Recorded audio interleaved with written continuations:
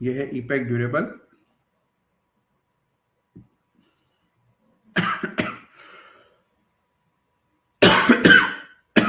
Weekly chart है भाई, बड़ी तेजी आई, उसके बाद उसी अनुपात में करेक्शन आया और लोअर पीक बन रहे हैं चार्ट पर।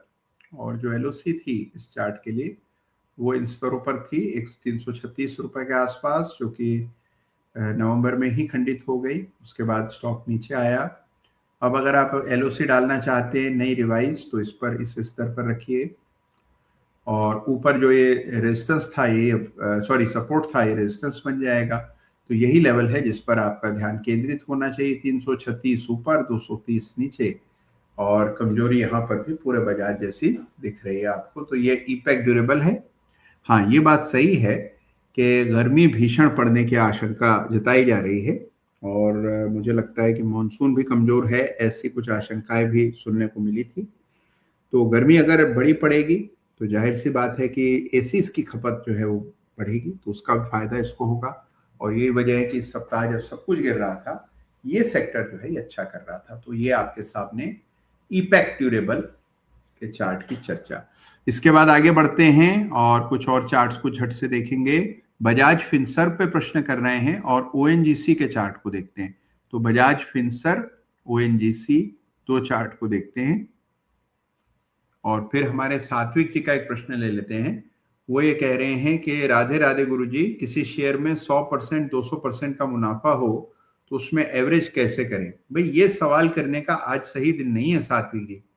एक तरह से लोगों के जख्मों पर बिल्कुल नमक का काम ये प्रश्न कर रहा है। और उसकी वजह यह है कि अभी तो सब ये सोच रहे हैं कि अगर किसी शेयर में 50% का नुकसान हो, 40% का नुकसान हो, तो उससे कैसे निपटा जाए। तो खैर, आपका प्रश्न बिल्कुल जायज है। अगर स्टॉक में बड़ा प्रॉफिट आ रहा है तो उसमें डेफिनेटली आपको एवरेज करना चाहिए।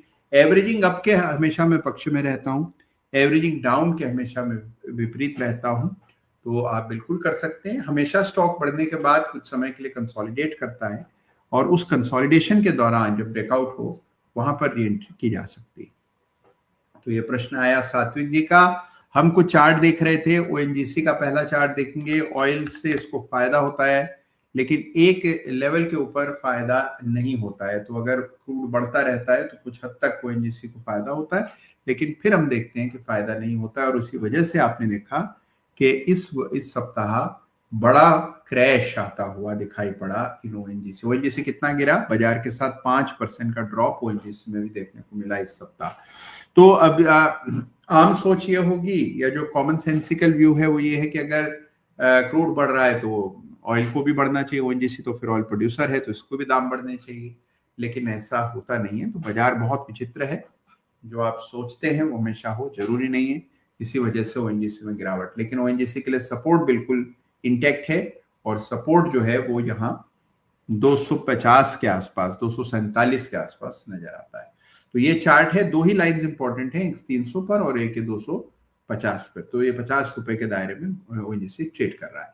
ओएनजीसी के बाद आगे बढ़ते हैं। बहुत सारे और सवाल आ रहे हैं, और आज जो है हमारी हेल्पलाइन चल रही है, बजाज फिनसर्व की चर्चा करेंगे, जिस पर प्रश्न आया था।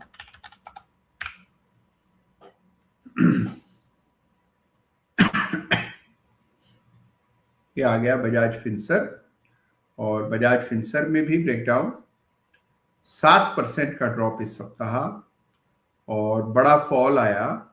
और अब जो सपोर्ट है, या जिसको एलओसी आप कह सकते हैं, वो यहाँ बड़ी नीचे के लेवल्स पर दिखती है। एक लेवल पिछले सप्ताह 1900 का टूट गया, 1900 से गिरा तो सीधे 1750, और अब बड़ा सपोर्ट 1550। तो कमजोरी यहाँ पर बिल्कुल जारी है। हेड एंड शोल्डर पैटर्न बना था यहाँ, और उसका ब्रेकडाउन आता हुआ नजर आया। और बजाज फिनसर्व, तो बजाज फिनसर्व में भी वीकनेस दिख रही है। कोई भी ऐसा बाजार का सेगमेंट नहीं है जो पूरी तरह से अछूता रहा हो गिरावट में। छोटी बड़ी गिरावट हर जगह दिख रही है, और कई जगह बहुत प्रोनाउंस्ड गिरावट, स्पेशली उन स्टॉक्स में जिनसे आप उम्मीद नहीं करेंगे कि इस तरह से गिर सकते हैं। तो कई सारे शेयर जो हैं उनमें हमने बड़ा डिक्लाइन देखा है।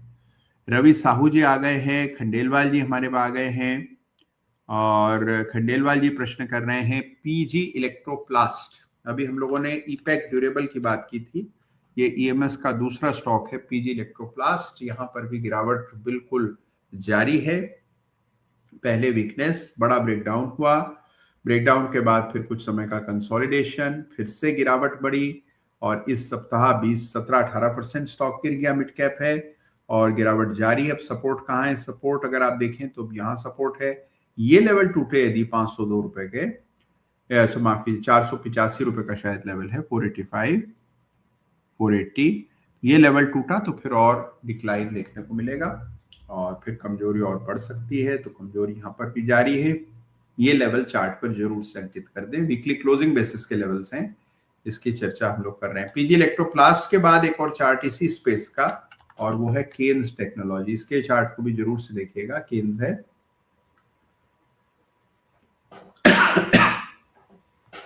केन्स में आपने देखा ब्रेकडाउन हुआ, रिकवरी और फिर से गिरावट और इस सप्ताह 7-7.5% का ड्रॉप केन्स में, वीकनेस यहां पर भी चल रही है। तो कमजोरी जो है पूरे स्पेस को ग्रसित कर रही है, पूरे बाजार को अपनी चपेट में लिए हुए है और धीरे धीरे करके हम देख रहे हैं कि कुछ भी बच नहीं पा रहा है, कहीं पर भी छिपे हैं। अब किसी ने आईटीसी और कोलपाल की बात की है, तो देखिए आमतौर पर हम क्या मानते हैं कि अगर बाजार में कमजोरी है तो एफएमसीजी अच्छा करेगा।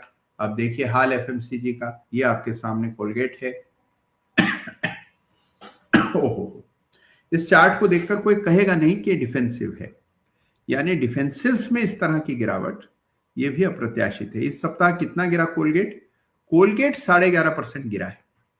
तो अब हम स्मॉल कैप माइक्रो कैप को भला क्या दोष दें? अगर कोलगेट जैसा दिग्गज, जिससे हम उम्मीद करते हैं कि बाजार के क्राइसिस में वो रुका रहेगा, वहां पर भी 11-12% का ड्रॉप है, तो आप देखिए किस तरह का संकट है और किस तरह का इंपैक्ट है। तो आप देखिए 3600 से गिरा ये 3700 से और अब ये 2000 पर आ चुका है। तो यहाँ पर स्ट्रेट लाइन डिक्लाइन कोलगेट में, ये लीवर है और लीवर में भी आप देखें कमजोरी ही चल रही है। लीवर हालांकि एक सपोर्ट है लीवर में इन स्तरों पर, लेकिन कोई परफॉर्मेंस लीवर से भी नहीं देखने को मिली कई सालों से। तो सारा स्पेस जो है वो भी गिरावट दिखा रहा है। और एक सवाल आया है हमारे मनोज भाई कापड़िया जी का, वो बोल रहे हैं कि अडानी टोटल गैस, इसको देखिए अडानी टोटल गैस ATGL,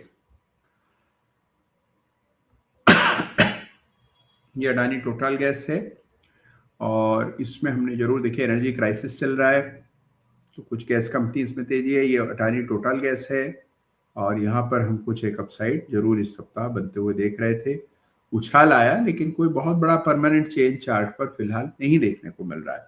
तो मार्केट्स आर ट्रिकी और बहुत ही सेलेक्ट स्टॉक्स हैं जहां पर कि आपको कुछ एक्शन दिख रहा है, अन्यथा बाकी तमाम बाजार जो है वो कमजोरी दिखा रहा है। ग्रेट ईस्टर्न शिपिंग पर व्यू दीजिए, ये हमारे जैक्स जी पूछ रहे हैं। तो ग्रेट ईस्टर्न शिपिंग, इसको चार्ट ऑफ द वीक का खिताब अभी मैंने हाल में दिया और ऐसे बाजार में जहां कुछ और चार्ट्स दिखते नहीं हैं, चार्ट की ताकत देखिए। जो लोग शंका करते हैं चार्ट की ताकत पर, इसको चार्ट ऑफ द वीक का खिताब दिया गया जब ये लेवल पार हुआ पिछले ही सप्ताह। और आपने देखा इस सप्ताह बाजार की कमजोरी के बावजूद नए हाइज बना पाने में सफल रहा स्टॉक। तो आउट परफॉर्मेंस जारी है और ये हिंदुस्तान ये माफ कीजिए जी शिपिंग का चार्ट।